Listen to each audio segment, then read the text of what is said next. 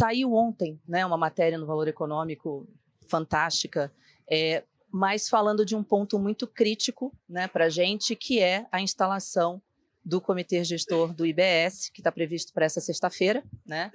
E a gente sabe que o comitê ainda não está completo, né? Então, para quem não sabe, o comitê ele vai ser formado, né, pelos 27 unidades da federação, 27 municípios. Os estados já foram, né, já escolheram seus representantes, mas os municípios ainda não conseguiram concluir essa etapa e que, inclusive, coube uma judicialização aí desse processo. E ainda assim o comitê vai ser instalado na sexta-feira. A primeira coisa que eu queria te perguntar, até para quem não teve a oportunidade de ler a matéria, enfim, o que está acontecendo, né? Então, eu acho que explicar um pouquinho para o pessoal o que está acontecendo e quais são os impactos que a gente pode ter em função disso tudo que está ocorrendo. Tá joia, Cibele, muito obrigado.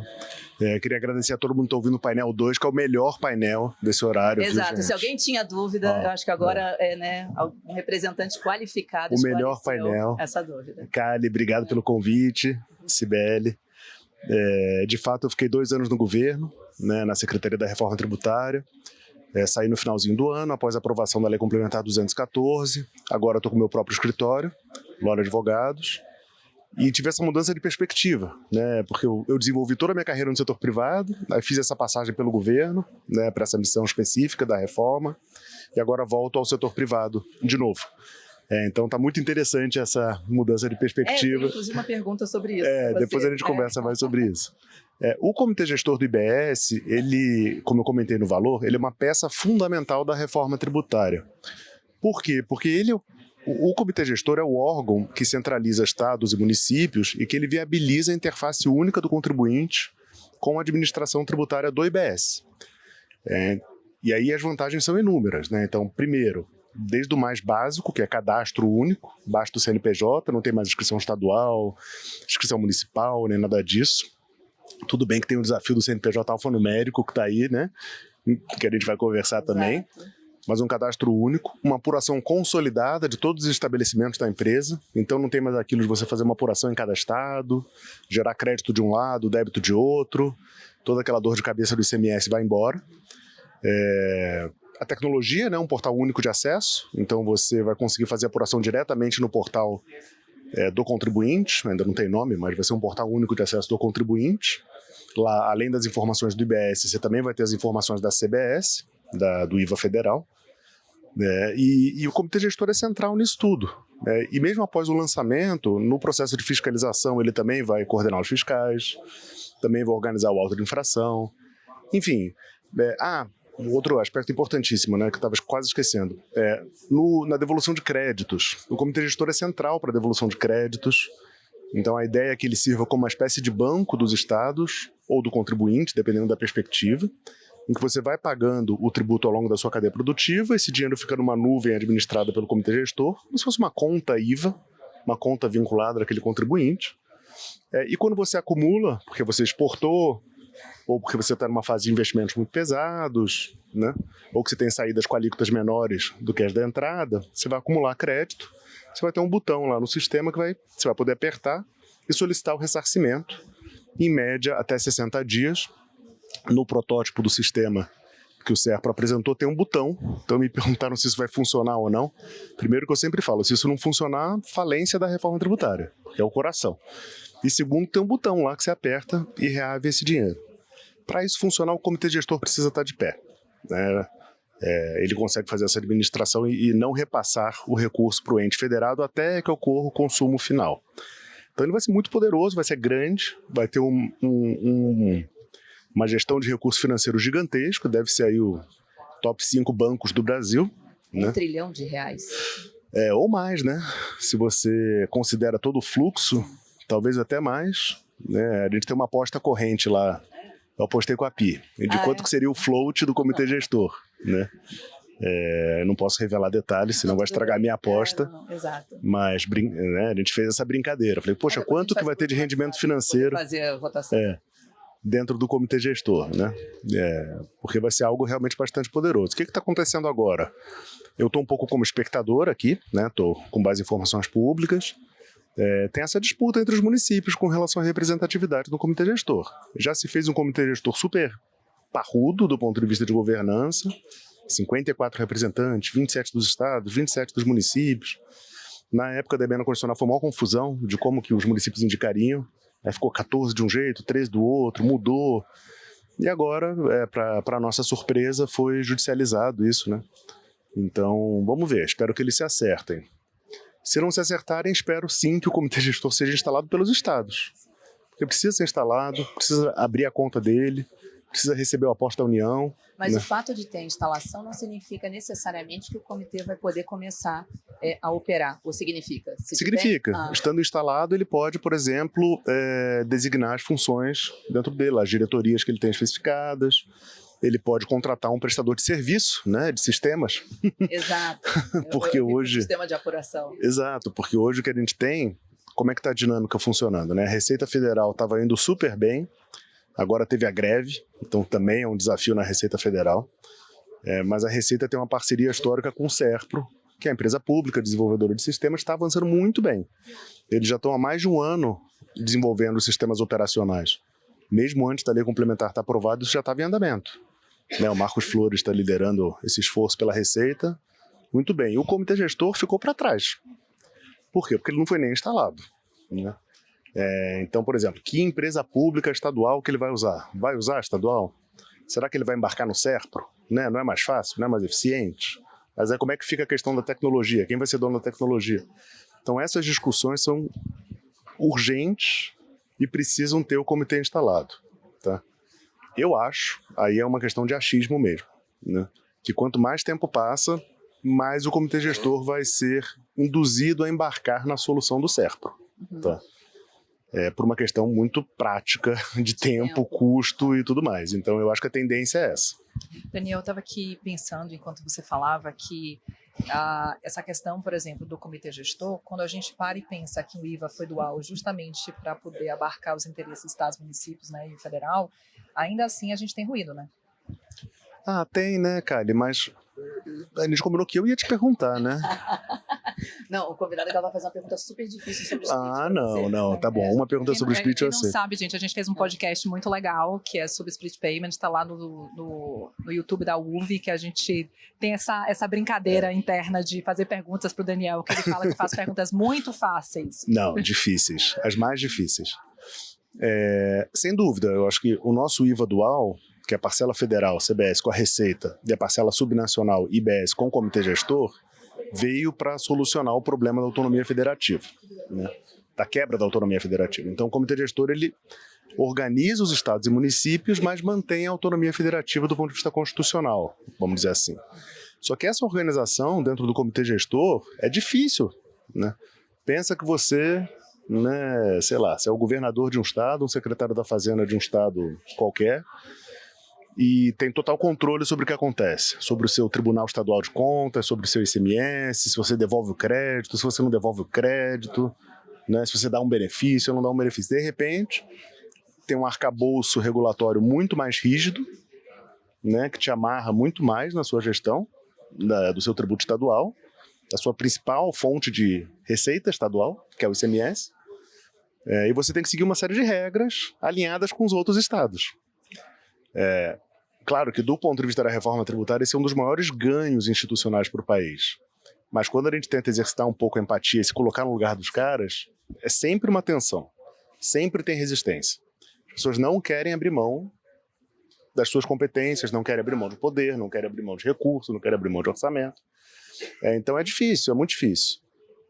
De novo, o comitê gestor é peça central para esse alinhamento entre os estados e municípios. E para o contribuinte, assim, essencial que o comitê gestor esteja de pé. E a minha pergunta nesse sentido na verdade, duas. Fala mais pertinho. São duas perguntas, na verdade. Uma a gente está vendo que tem um impacto, pode ter um impacto no ponto de vista do IBS, mas a minha pergunta é se isso pode ter um impacto mais amplo na implementação prática da reforma, ou seja, uma vez que a gente tem dois sistemas separados, ainda a gente não sabe como vai ser operacionalizado do IBS, enfim, mas a gente tem um target de em 2027 a gente está com tudo, né, rodando. Eu acredito muito no trabalho que está sendo desenvolvido pela Receita e pelo Comitê Gestor, em especial na parte operacional. eles têm 30 grupos de trabalho conjuntos na parte operacional. Então está o Flores liderando pela Receita, está o Luiz Dias liderando pelos estados. Conheço pessoalmente os dois, são profissionais competentíssimos, muito empenhados, muito dedicados. Até o momento, eu acho que, claro, né, esse ambiente institucional ele prejudica um pouco. Por exemplo, a greve na Receita atrapalha, né? Não ter o orçamento ainda formalizado como gestor atrapalha, né? Mas eles estão trabalhando muito duro a despeito das adversidades, né? Por incrível que pareça, assim, estão trabalhando muito duro nesses GTs e estou confiante na entrega desse trabalho. Tá? A Serpro, né, com o Robson, avançou bastante na questão da plataforma. Ele fez algumas demonstrações, inclusive no seu evento, mas eu fico me questionando até essa atribuição do comitê gestor, né, de que a plataforma do CBS pode não ser, a do IBS pode não ser a mesma do CBS, né? É uma atribuição do comitê. Isso não seria, de certa forma, inconstitucional, porque quando toda a ideia da reforma é que você tem impostos que sejam irmãos, né? Uhum. Então, eu teria duas plataformas para gerenciar tudo isso? Não. O que foi muito discutido na época da elaboração da emenda constitucional da lei complementar, né? É sempre uma tensão entre o que é o objetivo da reforma, que é simplificar a vida do contribuinte, uma interface única, naquele mundo ideal lá atrás, um IVA único, né? Uma tensão desses objetivos com autonomia federativa, poder dos estados, poder dos municípios. Esse é o jogo que existe, né? Na época da lei complementar, isso ficou escrito com todas as letras, e eu lembro bem disso, que haverá uma plataforma única para o contribuinte. Então isso está cristalino, é obrigatório que haja uma plataforma única para o contribuinte. O que acontece? Por trás dessa plataforma única, eles podem trabalhar com uma redundância. Então vai ter uma do IBS, vai ter outra da CBS para extração de dados, fazer apuração, né? Mas para o contribuinte é uma única interface. Exato. Para o contribuinte é uma única interface. Entendi. Entendeu? E eles até brincam que o desenvolvimento de sistemas eles chamam de zona desmilitarizada, DMZ, sabe? Que bom, que bom. Demilitarized Zone. Porque é ali onde todo mundo se fala e todo mundo quer, né, um sistema rodando. A tecnologia ela é central para o sucesso da reforma tributária, como a gente bem sabe. Ou seja, na tecnologia temos pais, é isso? Hã? Na tecnologia temos pais. Temos pais e desenvolvimento, né? E falando de tecnologia, né, a gente tem, acho que dois aspectos muito, muito fortes em relação a isso, né? O primeiro aspecto a gente, Serpro, né, em lives diferentes, etc., a gente teve contato com alguns números que o Serpro passou, e existe uma estimativa de que vão acontecer por ano mais de 70 bilhões de transações, né? Obviamente, a gente pensa, mas esse volume já acontece hoje, né? Mas hoje ele está distribuído em secretarias de fazenda, cada uma com a sua estrutura, ou uma prestando serviço para outras, mas enfim, você tem esse volume, ele está mais pulverizado. Quando a gente fala de um sistema único recebendo mais de 70 bilhões de operações, a gente tem certeza que o fisco está se aparelhando para poder dar conta dessa demanda. Mas, ao mesmo tempo, né, saiu uma matéria recentemente no Estadão falando que 22% dos brasileiros apenas têm acesso à internet de qualidade. Quando a gente pensa que mais de 80% dos CNPJs, né, que existem no Brasil são empresas do Simples Nacional, eu imagino que a métrica seja relativamente parecida. Então, a minha pergunta é, qual a expectativa, né, ou se houve uma discussão nesse sentido, em relação ao contribuinte ter a capacidade de também fazer a parte dele, porque, obviamente, a internet é o que viabiliza o split, né? E aí, o que significa para esse cara não conseguir fazer uma operação? Significa não fazer uma venda, significa perder o cliente na hora que está no caixa. Ou seja, tem se discutido muito o conceito de universalização, né, de acesso à internet. Houve uma discussão nesse sentido? Qual que é a expectativa, né, ou foi a expectativa lá atrás do governo nesse sentido? Então, eu acho que tem muitas partes para a sua pergunta, Cibele. Eu acho que, primeiro, capacidade de processamento do Serpro, dos documentos fiscais eletrônicos, né? Eles têm investido muito pesado em tecnologia, eles têm uma nuvem soberana, agora que o Robson Lima tem falado muito, o presidente Amorim do Serpro também tem falado muito. Então, eles estão desenvolvendo infraestrutura mesmo para ter capacidade de processar documento fiscal eletrônico, exato. Eu não sei os detalhes tecnológicos, mas é uma nuvem soberana, um data center próprio, desenvolvedores de cloud, informações do país, enfim, a gente pode se aprofundar com eles nisso. Então eles, pelo menos tudo que eles me disseram é que eles terão capacidade de processar 70 bi, 80 bi de documento fiscal eletrônico ano, né? Esse é o primeiro ponto. Segundo ponto, do ponto de vista das empresas, toda a apuração do IBS e CBS vai estar fundamentada no documento fiscal eletrônico. O documento fiscal eletrônico é a coisa mais importante no compliance fiscal das empresas de agora em diante, né, com a reforma. Você não vai ter uma declaração tributária, mas é só o documento fiscal eletrônico. E com base nos dados do documento fiscal eletrônico, você vai ter uma apuração nessa plataforma. Apenas uma apuração. Você não vai ter que transmitir declaração, não vai ter retificação de declaração, não vai ter nada disso. Ah, tem um problema na minha apuração por conta de um erro, né? Quando o sistema foi extrair o dado do documento fiscal eletrônico, da nota, extraiu errado. Ou não reconheceu um pagamento, coisas desse tipo, vai ter um canal de solução. Ele é um canal eletrônico para a solução desse problema operacional. Erro, né? Erro sistêmico. Agora, se não foi um erro, mas sim uma mudança de estratégia, declarei de um jeito, putz, devia ter declarado de outro, aí você não vai conseguir corrigir na apuração, tá? Você vai ter que voltar no documento fiscal eletrônico para retificar o documento fiscal eletrônico. E pelo que prometeram, esse processo de ajuste do documento fiscal eletrônico vai ser infinitas vezes melhor do que é hoje, que a gente sabe que hoje é praticamente impossível você Eu senti a corrigir uma nota fiscal. um pouco de nervoso nesse momento, mas eu acho que vamos seguindo. Vai dar tudo certo. Eu ainda não cheguei na sua pergunta, né? mas eu acho que então eu acho que essa é uma mudança gigante. Não ter declaração, ser só documento fiscal eletrônico, o único input de informação no sistema ser o documento fiscal eletrônico, a apuração ser pré-preenchida, ter uma extração de dados automática do sistema, né? Tudo isso é muito diferente do que a gente tem hoje. Inclusive essa questão de você fazer ajustes na apuração via documento fiscal eletrônico, né? Você não ajusta direto na apuração. Tudo isso é muito diferente. O contribuinte vai conseguir fazer tudo isso com a infraestrutura precária que a gente tem no Brasil em termos de internet? Acho que o tempo vai dizer, né? Para a questão do documento fiscal eletrônico, a gente estava até conversando que existem algumas contingências que já estão de pé, né? Então você consegue fazer a venda, não é que você perde a venda, você faz a venda e dali a um tempo emite o documento fiscal eletrônico, né? Concilia, enfim. Então acho que tem aí contingências para o documento fiscal eletrônico, que é o mais importante, tá? Tem mais uma mudança de paradigma que denota ainda mais a importância do documento fiscal eletrônico, que o seu débito do IBS e CBS vai estar vinculado àquele documento fiscal eletrônico. Então não é que você vai ter um bolo de débitos de IBS, um bolo de débitos de CBS, créditos e tal. Não. Você vai ter uma vinculação do débito a cada documento fiscal eletrônico, uma vinculação do seu crédito, quando você está na ponta de adquirente, a cada documento fiscal eletrônico. Então isso também está requerendo um desenvolvimento tecnológico robusto, né, do SERPRO e dos estados e municípios, e também é uma revolução. Então o documento fiscal eletrônico eu acho que é o grande mantra, assim, a grande chave para destravar a tecnologia da reforma tributária. E aí finalmente eu vou chegar no split. O split de pagamentos, né, que as pessoas estão habituadas a fazer quando fazem para 2 fornecedores, né? Você tem a tecnologia em pagamentos digitais, em plataformas digitais especialmente, grandes empresas fazendo isso. Agora está sendo trazido para o mundo tributário. Então, quando você faz uma compra, você tem uma divisão desse pagamento entre aquilo que vai para o seu fornecedor, que é o valor líquido de tributos, e aquilo que vai para o governo, que é o valor do tributo que ele tem a pagar. Isso é mais uma revolução, né? A gente já falou de uma primeira revolução, uma primeira onda, e agora essa é a segunda onda, tá? De tecnologia.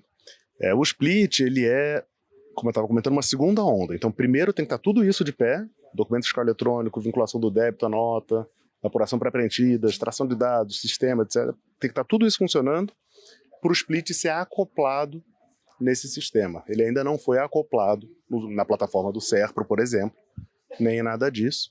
Na verdade, o split está sendo especificado agora para cada instrumento de pagamento. Então, boleto vai ter uma especificação, cartão de crédito vai ter uma especificação, cartão de débito, outra, né? Pix, QR Code dinâmico, outra. E assim sucessivamente, para cada instrumento de pagamento, Carly sabe bem, né, você tem um fluxo, né, composto por várias etapas, que às vezes acontecem em milissegundos, mas são várias etapas, e o split ele tem que se encaixar no fluxo desse instrumento de pagamento, sem prejudicar a experiência do usuário e sem atrasar a liquidação financeira do instrumento. Dois desafios gigantes. O split vai estar rodando no Brasil inteiro no varejo em 2027? Não, não vai. Né? Eu acho que a gente precisa ir aos poucos. E eu recebi com muito bons olhos essa notícia de agora, que a prioridade, né, o foco do split vai ser transações entre empresas, entre contribuintes em 2027. Essa é a primeira coisa que eu acho muito bom. Você tira o varejo do meio, tira o pequeno comércio, tira essa situação que você comentou. Sim. Foca entre empresas. Você alinha interesses, porque o adquirente, que é a empresa, quer garantir o crédito dele. Então, quando ele faz o split, ele garante o crédito dele. Então, você alinha interesses. E a última que saiu agora, que eu ainda não ouvi da boca do governo, mas parece que é firme, né? É que eles querem tornar o split no B2B opcional. Tá? Mas isso é muito interessante, né? Porque o B2B é o que funcionava do split nos países que adotaram o split lá fora.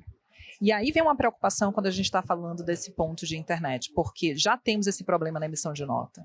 Então, quando você conversa com o varejo, com as empresas de meio de pagamento, isso já é uma realidade, já é um problema. E no podcast que a gente fez com a Serpro, eles comentaram que os problemas que a gente tinha de emissão de nota vamos continuar a ter, o que me assusta um pouco, porque a realidade de São Paulo, do estado de São Paulo, é bem diferente da realidade, por exemplo, da Bahia, do Nordeste ou do Norte. Então, essa questão da internet é um ponto que, para, inclusive, quem está no negócio como varejo, meio de pagamento, atinge uma proporção muito maior, né, da questão de infraestrutura. É verdade. Né? Mas eu acho que esse fator, então, da opcionalidade é algo que também tira um pouco de pressão do lado do governo de desenvolvimento. E por que opcional? Né? Qual que foi a sacada? Gente, um meio de pagamento está mais avançado que o outro, tudo bem, amigão. Não faz. Deixa o outro fazer. Como o adquirente vai querer usar o split, vai deixar o mercado concorrer. Né? Não, e fantástico esse comentário, porque há mais ou menos um ano atrás, né, eu fui num evento da Febraban e eu tive a oportunidade de passar em todos os estandes que eu consegui de meios de pagamento, de fintechs, etc. E eu comecei a perguntar como é que eles estavam vendo o split, etc. Foi mais ou menos nessa mesma época, no ano passado. E todos eles começavam a me explicar sobre o Open Finance. Porque o Open Finance, a tecnologia do Open Finance é a tecnologia que vai viabilizar a implementação do split. Só que eles começavam a me explicar sobre o split bancário, ou seja, como ele recebe um único valor e splita, né, para dois bancos diferentes. E aí eu vi e falei, cara, eles não entenderam o que eu estou falando, né, ou não sabem, não estão ligando o nome à pessoa. E era um evento gigante, e eu falei com a BFintech, eu falei com várias entidades, eu tive a oportunidade de bater papo com muita gente. Só que quando a gente pensa, né, na magnitude desse projeto, um ano não é muito tempo, né?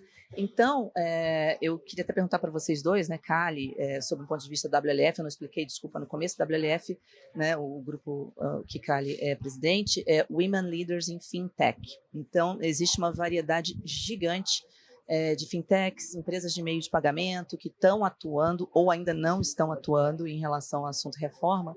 E eu acho que, enfim, acho que os grandes bancos, né, desde um primeiro momento já estavam envolvidos muito ali na discussão, mas grande parte desse mercado não entrou na conversa ou entrou muito recentemente.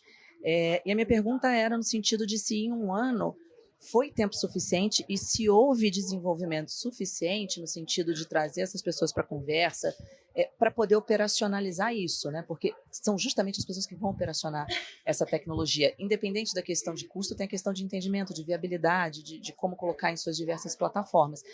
Essa mudança, eu acho que suaviza um pouco até o impacto para esse público, dependendo do nicho de atuação, mas não elimina a minha pergunta, né? Ou seja, no ponto de vista de WLF, de quem está ali no dia a dia, Caliane, Lori agora que está, né, também no outro lado da mesa acompanhando aí com o pessoal, ou seja, a gente teve a evolução necessária para que as pessoas que vão operacionalizar um pilar tão importante da reforma consigam fazer? Vai lá, Cali. Eu vou dar minha opinião em relação à questão do que eu vivencio na comunidade Women Leaders in Fintechs, né? A gente começou a discutir muito internamente porque criamos GTs, né? E aí, para vocês que são a maioria do tributário, eu imaginei que somente o GT de tax ou financeiro ia estar interessado em falar sobre split, quando de repente todos os GTs, finanças e controladoria, produtos, open finance, todo mundo queria entrar no debate. E foi quando eu percebi que o split ele não afetava somente o mundo tributário, mas várias e diversas áreas de uma empresa. E o que eu percebi lá é que as informações ainda são muito escassas, não são públicas. A maioria das empresas, dos agentes financeiros, vou chamar assim, que serão obrigados, né, a participar dessa questão do split e a fazer esse desconto, né, e reter e enviar para o governo, não estão nas conversas. Existem associações que estão tendo esse debate, que estão fazendo um trabalho maravilhoso, como a CNF, a FEBRABAN, mas ainda assim não é uma conversa que está em quem de fato vai operacionalizar, que seriam as fintechs. O que eu mais escuto é uma pergunta sobre o custo, aquilo que a gente estava conversando, se eu vou ter que arcar com esse custo, né, como fintech, como vai ser minhas atualizações, se eu vou ter que também arcar com esse custo, e principalmente, eu acho que a melhor de todas é o que eu ganho com isso. Vou ser remunerado ou não. Então, essa é a maior discussão que eu estou vendo, né? Mas ainda assim, na comunidade, são informações muito restritas a um pequeno grupo que está fazendo parte dessas discussões. Então, existem essas associações que são super importantes, mas não é um debate que está aberto e claro para quem vai operacionalizar. Quando eu falo, por exemplo, a fintech de médio porte, pequena médio porte. Perfeito, cara, eu concordo, tá? Eu acho que a gente falou muito do split a 10 mil pés de altura. Então, lá atrás, quando se estudava a reforma tributária, falava-se de split, traziam-se algumas experiências internacionais, nada nem perto da escala do que a gente quer fazer no Brasil, né? Mas era algo muito 10 mil pés de altura. Na emenda constitucional 132, entrou lá meia dúzia de palavras falando disso. E foi na lei complementar 214 que a gente conseguiu ter um pouco mais de granularidade no que é o split, né? Aí se formularam lá as modalidades, o split inteligente, o super inteligente, que você consulta lá para ver o crédito antes de fazer a liquidação financeira, o simplificado no varejo, que é como se fosse uma retenção antecipada. Então isso foi se aprofundando na lei complementar 214. Mas mesmo a lei complementar 214, ela é um arcabouço legal robusto, mas ela é ampla. Ela ainda não... Tem que ser também, né? Uma lei complementar. Ela tem que ser flexível para comportar as mudanças tecnológicas do futuro. Mas ela remeteu a ato conjunto da Receita e do Comitê Gestor as especificações. E vários detalhes, né, entre aspas, que não são detalhes, mas vou chamar de detalhes, como quem banca isso, como que remunera isso, né, quem vai fazer a efetiva liquidação financeira do split, de onde vai vir a informação para o prestador de serviço de pagamento para conseguir fazer a liquidação financeira do split. Nada disso está na lei. Isso está sendo discutido nesse grupo de trabalho 20. Eu coordenei esse grupo até o final do ano passado. Em janeiro desse ano passei o bastão para o secretário API, que está coordenando. E eu concordo que as informações do grupo elas estão muito restritas ainda. Então eu tenho falado isso para eles, né? Falei, gente, vocês têm que divulgar, vocês têm que falar, fiz um evento no meu escritório para essa finalidade, para ouvi-los, para, né, um webinar, não sei o quê, porque a gente precisa dar um passo além agora, né? Qual que é esse passo além? Eu acho que esse passo além agora é especificar, como eu comentei, para cada instrumento de pagamento, né? Eu sei que o boleto sempre foi considerado o menos complexo, então o boleto está sendo especificado, e depois tem que entrar nos próximos. Então cartão de crédito tem alguns dias, cartão de débito, como eu falei, né? Alguns são muito mais difíceis, tipo TED. TED é iniciada pelo comprador. Você não tem os dados do fornecedor de débito tributário de crédito, você não tem nada. Então como é que você vai fazer na TED? Não sei. Mas, Daniel, como fica na questão de testes? Porque quando eu converso com a Serpa, a informação que eu tenho é que os testes começam em 2026. E aí minha dúvida vai começar para todo mundo, para o setor? Vai começar... Não vai ter split em 2026. Não vai ter? Não. E a questão você sabe se vai ter os meios de pagamento? Se vão testar também por exemplo, boleto primeiro, até então, ou seja, a gente não tem tanta informação para algo que, em tese, começaria em 2027. 2026 vai ser um ano de teste e cada vez mais fica claro que tem que ser teste mesmo. Então a gente tem que bater muito nessa tecla. Por quê? Porque vai ter um monte de coisa, um monte de furo, é uma inovação tecnológica gigante, é uma inovação legal gigante, né? Então vai ter muito furo no sistema, muito furo. Eles sabem disso, todo mundo sabe disso, é quase que um sandbox, né? Mas o teste do split começa em 2026? Eu acho que não, né? Não. Em 2026 é o teste do documento fiscal eletrônico, aquele 1% de alíquota destacada em nota, tá? Só para fins ilustrativos e sistêmicos para começar a coletar dados. Apesar do destaque em nota do IBS e da CBS, que vão totalizar 1% em 2026, você não vai ter recolhimento efetivo desses tributos. Então você tem um destaque, você tem informação, mas você não tem o recolhimento em 2026. Como você não tem o recolhimento, você não tem o split, tá? E o outro ponto importante é que apesar de você ter o destaque em nota, você não tem uma mudança no valor total da sua nota. Então você também não tem impacto comercial, você não tem impacto em preço, nem nada disso. É realmente para testar documento fiscal eletrônico. E eu recebi uma informação outro dia que eu fiquei feliz e triste ao mesmo tempo sobre isso, Kali. Vou compartilhar com vocês. Eu perguntei para os colegas, mas gente, todo mundo sabe que vai ter furo, porque, né, como eu comentei, uma inovação tecnológica vai ter furo. As empresas vão ser multadas se errarem? Errei. Putz, não...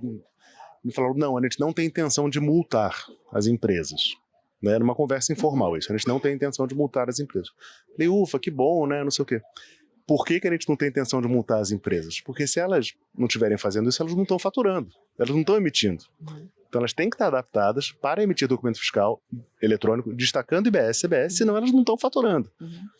Aí eu fiquei triste, fiquei preocupado. Então eu fiquei feliz que não está se pensando em multas, mas preocupado no sentido de que a gente realmente vai ter que estar pronto para estar cumprindo essas exigências. E esse é um outro ponto em importante, janeiro de 26. Né? A gente acompanha muito de perto, né? Na Solute a gente acompanha muito de perto. A Solute, para quem não conhece, nós somos uma empresa, né, que nascemos de um ecossistema SAP, mas o nosso DNA é endereçar os desafios fiscais, num primeiro momento muito ligado, né, ao universo, como eu disse, né, de empresas que utilizam SAP, mas parte do nosso portfólio também é extensivo aos demais ERPs.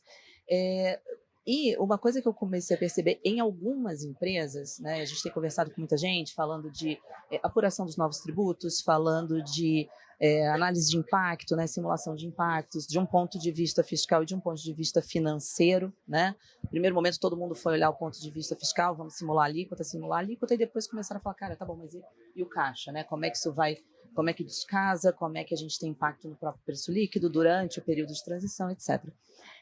Só que para mim está muito claro que você fazer a simulação da apuração dos novos tributos, né, em 26, apesar de não estar tendo possíveis, enfim, sanções, né, em caso de enfim, erro na informação, ele parte de um ponto de vista estratégico, de planejamento estratégico, porque agora, né, acho que várias empresas que estão aqui na plateia estão nesse momento, né, de ir a mercado e fazer assessments, fazer análise de impacto, etc., mas você só sabe o real impacto na hora que você começa a operar. E não é só impacto, esse impacto fiscal financeiro, mas também o impacto de configuração de time, né, a estratégia que eu tinha de vou usar BPO ou vou deixar o time cuidando de um e o time atual cuida do novo e tal.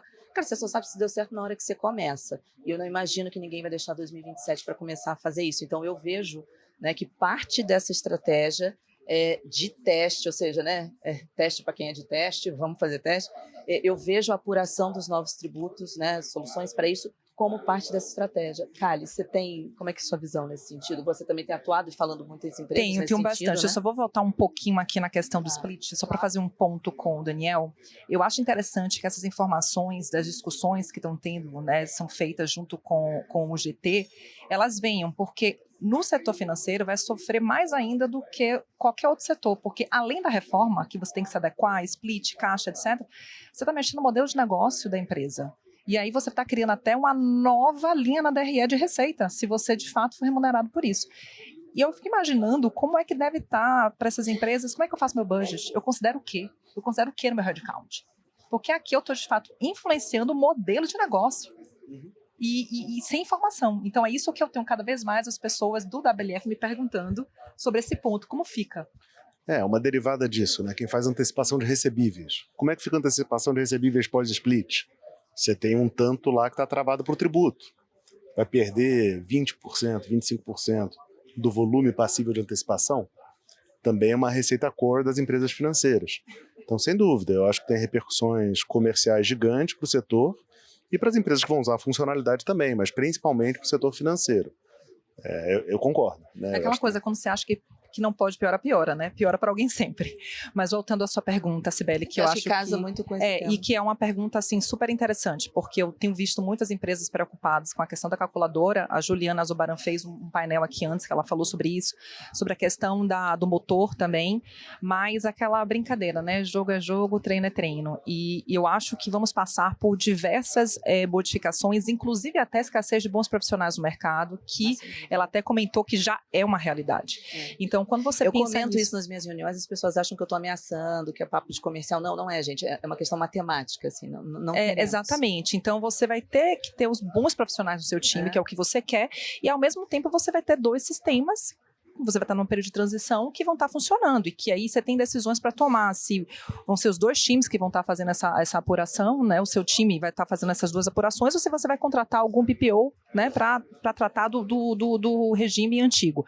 E o que eu vejo é que o mais importante é aquela questão do planejamento e de você tentar treinar, digamos assim, para o jogo, entendeu? Então, essa questão de você ter já a solução de apuração, de você já começar a fazer simulações, de você entender, por exemplo, outros gastos que são colaterais, como quanto eu vou gastar de time, qual vai ser meu budget, como eu vou operar. A gente teve várias empresas tendo que colocar um valor no budget para esse ano e as pessoas não tinham cheiro de por onde eu começar a fazer essa estruturação de budget, né? Então, pegava-se ali uns orçamentos e vamos tentar garantir. E quando o cliente me pergunta, mas por que eu vou fazer isso? Eu falo assim, porque seu competidor vai fazer.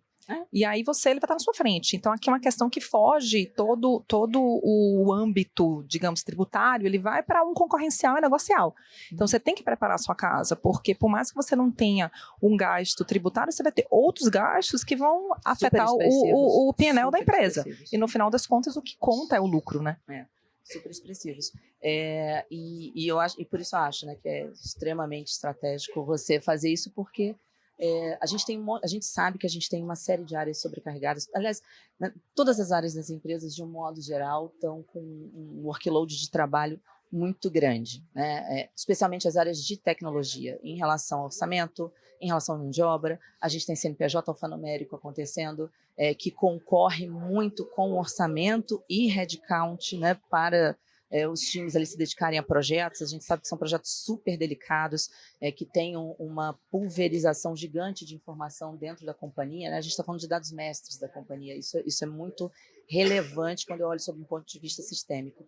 E aí o ponto né, você deixar isso para começar a fazer alguma coisa mais para frente é muito surreal, né? Como o Daniel pontuou muito bem,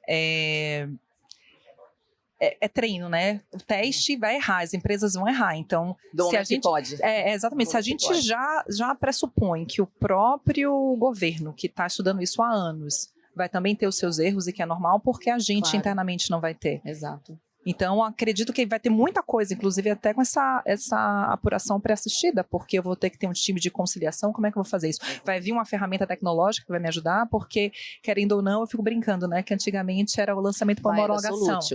Tá vendo aí, gente? É um novo produto saindo aí do forno. Quem não for falar comigo, eu vou anotar nomes. E eu fico brincando que antigamente era o contrário, né? A Receita olhava para ver se a gente tinha feito os lançamentos corretamente, né? E agora vai ser o contrário, a gente que vai ter que olhar se nossa base está sendo a correta, se a alíquota está sendo usada correta. Então, até a gente se adaptar a isso, a tecnologia vai ter um papel fundamental e usar todas as ferramentas do mercado ou internamente, mas, claro, existindo, né, digamos, um leque de oportunidades que você tem que verificar no mercado. Vou dar um exemplo prático do que a Kali está falando, né? Comentei mais cedo, o débito do IBS e CBS vai estar vinculado ao documento fiscal eletrônico. Então, na apuração, no modelo que o SERPRO já colocou de pé, que já existe, você tem o número do documento fiscal eletrônico e o valor do débito, né, do lado do débito. E aí ele fica em cinzinha claro, enquanto ele não está pago, e vai para cinzinha escuro quando ele está pago. Beleza. Aí você tem uma outra aba do crédito.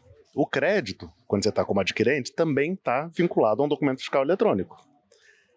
E ele está cinzinha claro, quando ele está um crédito a apropriar, emitiu a nota, mas ainda não está pago o débito do fornecedor, né?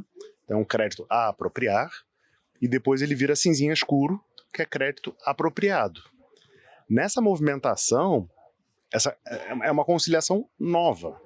é totalmente novo. Tanto a apuração é nova quanto a conciliação é nova. Então, por exemplo, a gente tem falado de contas transitórias. Quando que eu vou registrar o crédito no meu balanço? Não vai ser quando é um crédito apropriado, ele tem que ser um crédito apropriado. Senão eu não posso registrar um ativo. Eu vou ter que ter uma mecânica de contas transitórias para conciliar essas coisas, né? Como é que eu sei a data que o crédito é apropriado? Não é nem a data da emissão da nota e também não é a data que eu paguei aquela nota. É a data em que o fornecedor pagou o tributo. Pode ser antes, pode ser depois, pode ser na data do pagamento da nota. Enfim, então são novidades que vão precisar ser conciliadas sistemicamente. E eu acho que 2026 eu vejo muito como um ano de operação assistida, né? Eu acho que é um ano que a gente tem que entrar já com o máximo possível pronto e seguir com a operação assistida, acho que até para a saúde dos projetos internos, para a saúde das empresas, enfim. Mas, e fazendo uma última pergunta sobre split, porque obviamente é o assunto mais... Né, na verdade, não, tem duas perguntas. Legal. É o assunto mais divertido. Não, tem um outro bem divertido que eu vou perguntar na sequência, que é sobre risco político, mas a gente vai ser mais discreto sobre esse assunto. Mas vamos falar de split, que é mais tranquilo, então? O split... Chegou a ser discutido uma alternativa, porque o split, obviamente, ele é um avanço tecnológico gigante, e o objetivo primordial dele é viabilizar um assunto super relevante, que é redução na sonegação, né, por parte de alguns contribuintes. Ou seja, ele dificulta muito o processo. Chegou a ser discutido alguma alternativa para isso, algum mecanismo para erradicar enfim, né, essa evasão, vamos dizer assim, essa sonegação? Chegou a ser discutido? Vou ser sarcástico, tá? Tem um mecanismo maravilhoso que desenvolveram, que é substituição tributária. Agora você foi mesmo. Olha, gente, não joguem pedra na gente, tá? Joguem nele, porque foi ele que falou, não fui eu. É ali, ele é o convidado ali, tá? Na verdade... Eu sou legal. Na verdade, sim, substituição tributária, né? Os estados colocaram isso no Senado para alguns itens, e aí o pessoal, não, pelo amor de Deus, não sei o que e tal. E aí o split entrou como alternativa à substituição tributária. Entendi. E isso melhora muito a qualidade do sistema. Referendo, né, cara? A gente prefere o quê? Split ou ST? Vamos fazer o referendo. Então, mas quem está no Simples está com preço bem mais caro por causa do ST, né? Então, quando você tira o ST de quem está no Simples, faz assim, ó, o preço dos fornecimentos. Então, é muito bom para quem está no Simples tirar o ST. Então, o split ele veio para, primeiro, encaixar com a mecânica do IVA e ser uma alternativa melhor do que as outras que estavam na mesa. Aí os europeus têm o reverse charge, que é tipo um ST por etapa, retenção na fonte. Você começa a inventar um monte de coisa que acaba piorando a qualidade do desenho das regras para alcançar esse objetivo, né? Então, o split foi considerado o melhor. Eu acho que vale a gente só dar alguns dados do que é o split para a gente, né? Ele mistura alguns ideais do financeiro, como você falou, essa questão do dividir. Lá fora ele foi usado muito com B2B, né, em alguns setores, mas no Brasil vai ser amplamente utilizado. Então, em qualquer transação, tirando a que você falou que é no momento teste, né, mas a ideia é que ele seja amplamente utilizado e que você consiga, ao mesmo tempo que você faz esse split do tributo, você também consiga bater o valor dos créditos, que vai estar vinculado, que eu não sabia esse ponto, a cada nota fiscal. Ou seja, não é que eu tenho lá o bolo e que eu posso usar. Não, é a cada nota fiscal. Interessante, essa parte eu não sabia. Não, e já que a gente está, né, no finalzinho e o sarcasmo está liberado no painel, eu queria saber, Daniel, quais são os maiores riscos que você vê a implantação da reforma? Você acha que tem alguma coisa sob o ponto de vista político que pode influenciar o resultado? Tirando o comitê gestor. Tirando essa parte, Mas brincadeiras à parte, né? O que você vê? A gente teve o americano gosta daquela pergunta, o que tira o seu sono à noite? Boa, né? boa. Vamos fazer essa assim mais aberta e você responde como você preferir. Vamos lá, eu acho que tentando ir do mais macro possível para depois para o mais micro, né? Então, no macro, eu acho que a gente precisa institucionalmente criar um fórum que assegure a perenidade da reforma tributária, tá? Tem um exemplo que ocorreu no Chile com relação à reforma ambiental que eles fizeram, que eles criaram tipo um conselhão, em que eles tinham lá a Michelle Bachelet, que é mais à esquerda, eles tinham Sebastião Pinheira, que era mais à direita, e parlamentares também, direita, esquerda, todo mundo juntos. Por quê? Porque reconheciam que era um projeto de país, que era bom para todo mundo e virou apartidário. A reforma tributária, ela realmente foi vista como um projeto do Congresso Nacional, da sociedade civil. Ela não ficou tão carimbada como um projeto do governo Lula, né? Então eu acho que um conselho político em que você tenha grandes lideranças da direita e da esquerda, do executivo e do parlamento, seria algo muito legal para a gente como país, para assegurar a perenidade da reforma, atravessando todos esses mandatos que virão pela frente. E a gente está no Brasil, ou em qualquer lugar, a gente não sabe quem vai ser eleito, né, qual vai ser a continuidade com relação às políticas do antecessor, qual vai ser a maturidade institucional também para isso avançar. Então esse é um tema. Um outro tema, já partindo mais para um degrau a menos, né, de macro, é no âmbito do Poder Executivo essa convergência da Receita Federal com o Comitê Gestor. Então a gente está vendo essas tentativas de divergência toda hora, né, e a gente tendo que puxar para convergir, porque os tributos são gêmeos e a gente não quer que esses tributos, irmãos gêmeos, briguem, né, e se separem. Então vou falar um risco concreto que a gente está vendo agora disso. Autuações de BS e CBS diferentes, com conteúdos diferentes e timings diferentes, e defesas administrativas com timings diferentes, em tribunais diferentes, né, subindo um contencioso administrativo paralelo do IBS e da CBS. Isso, para mim, é um risco relevante para o país, né, para os estados, para os municípios, para o contribuinte, para a União. Por quê? Porque você vai ter muito mais custo, muito mais tempo envolvido e muito mais insegurança. Você não tem esse alinhamento da jurisprudência administrativa. A solução que deram para isso é pior ainda, porque você volta para o Comitê de Fiscais para harmonizar. Então esse também para mim é um risco de execução da reforma. E no âmbito das empresas eu acho que é um risco de implantação de sistemas, aí algo bem operacional mesmo. Mas eu acho que está bom de risco, né? Eu acho que você foi bem elegante, eu acho que conseguimos responder bem a pergunta. Fala, Quando você falava, eu fiquei pensando aqui, porque uma vez, não sei com quem eu estava conversando, e aí comentaram, e foi muito pertinente a questão de que não é um projeto social. A população não está sendo avisada, não está sendo, né, educada. E aí me deram a ideia seguinte: Kaliane, já pensou se de repente a gente faz tipo um Zé Gotinha da vacinação? Porque a população precisa entender a reforma. Porque imagine você, principalmente as classes mais humildes, vão comprar lá nas Casas Bahia, ver a gôndola, não vai entender nada, nem o preço. Então também acho que falta isso do governo, essa educação também para o consumidor, para a pessoa física. O varejo está, só para encerrar, esse aspecto cultural e social, ele foi ponderado. Na verdade, quando eu entrei na secretaria, uma história rápida, né? O meu background é todo de imposto de renda. Meu background não é ICMS. E quando eu entrei lá... Não foi ele que fez a legislação de dividendos, tá? Porque eu já perguntei. Não foi. Mas o meu background é todo de imposto de renda, não é de ICMS. E quando eu entrei lá, a primeira coisa que eu falei com a turma é: gente, vocês precisam me explicar esse troço aqui como se você tivesse explicando para sua tia-avó. E assim, as pessoas têm muita dificuldade de fazer isso, né? Então até chegou até alguns bonecos de campanha publicitária do governo que não foram divulgados. Optou-se politicamente por restringir o processo. Mas eu concordo, o varejo está discutindo como é que vai apresentar o preço, como é que vai educar o consumidor, tudo isso. Então, concordo com a Kali, que é um desafio grande. Pessoal, nosso tempo esgotou, a gente precisa encerrar, mas tem muita coisa também. Quem tiver alguma pergunta que ficou com carinha de triste, manda. Não vamos poder abrir aqui agora, porque eu acho que tem outro painel, o pessoal vai me matar. Mas pode passar no stand ali da Solútil e endereçar com a gente, que a gente responde, e a gente pode combinar um bate-papo sequência, porque eu acho que tem muita coisa, né? 40 minutos não dá para a gente cobrir, a gente, né, organiza uma continuidade. Queria agradecer a todo mundo que assistiu a gente. A gente está o dia inteiro aqui no evento. Teremos, Kaliane tem uma palestra também amanhã, na Solútil a gente tem uma palestra falando especificamente sobre tecnologia amanhã.